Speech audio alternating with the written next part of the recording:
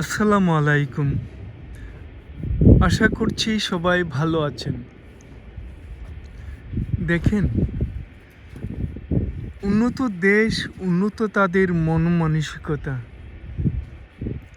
এই ইউকেতে প্রচুর বাংলাদেশি এসেছেন, প্রচুর মানে বিদেশি, ইন্ডিয়ান, পাকিস্তানি, শ্রীলঙ্কান, বাংলাদেশি, সারা বিশ্ব থেকে তারা এসেছেন, বিভিন্ন জায়গা থেকে। এত সুন্দর সুন্দর মানে এই দেশে এত সুন্দর কিছু রয়েছে দেখার মতো। এই যে দেখেন, এটা একটা এক সময় এখানে ছিল, কি বলে, এই জায়গাটা ছিল একটা পরিত্যক্ত। এখানে মানে ছিল অনেক মানে বলতে গেলে অব্যবহৃত জায়গা। এটার এই জায়গাটা কোনো ব্যবহার করা হতো না। দেখেন, এদের চিন্তা ভাবনা অনেক কত সুন্দর চিন্তা ভাবনা। এরা এখানে বিভিন্ন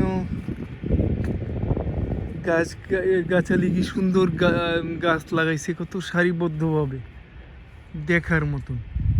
এই জায়গাটা আমার কাছে ভালো লাগলো, তাই আপনাদের জন্য এটা ভিডিও করলাম।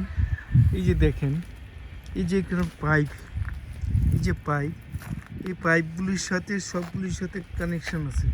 এই গাছের মধ্যে কানেকশন দেওয়া আছে। এই যে চিকন পাইপটা দেখেন, এই পাইপটা মানে যখন বলে সামার আসবে, তখন এটি পাতা মানে বিভিন্ন মানে পাতায় পুরো ভরপুর হয়ে যাবে। ছোট ছোট গাছগুলিতে পুরো প্রত্যেকটা গাছের সাথে এই যে পাইপ লাগানো আছে, দেখেন, প্রত্যেকটা গাছের সাথে এই যে গাছের মধ্যে পানি দেয়।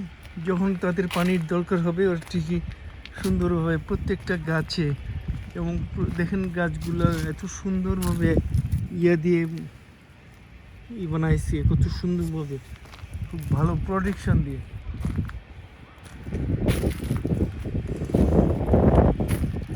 উন্নত দেশ, উন্নত মনমানসিকতা। আমাদের দেশেও এখন আস্তে আস্তে অনেক কিছুই পরিবর্তন হইতেছে। আমি গত ফেব্রুয়ারিতে গিয়েছিলাম দেশে, মানে জানুয়ারিতে 28 দিন ছিলাম। দেখলাম অনেক কিছুই পরিবর্তন হয়েছে, অনেক কিছু। আমাদের দেশে বড় বড় বিল্ডিং বানিয়েছে ঠিকই, কিন্তু কোনো পরিকল্পনা মানে নাই। এই যে দেখেন, এই যে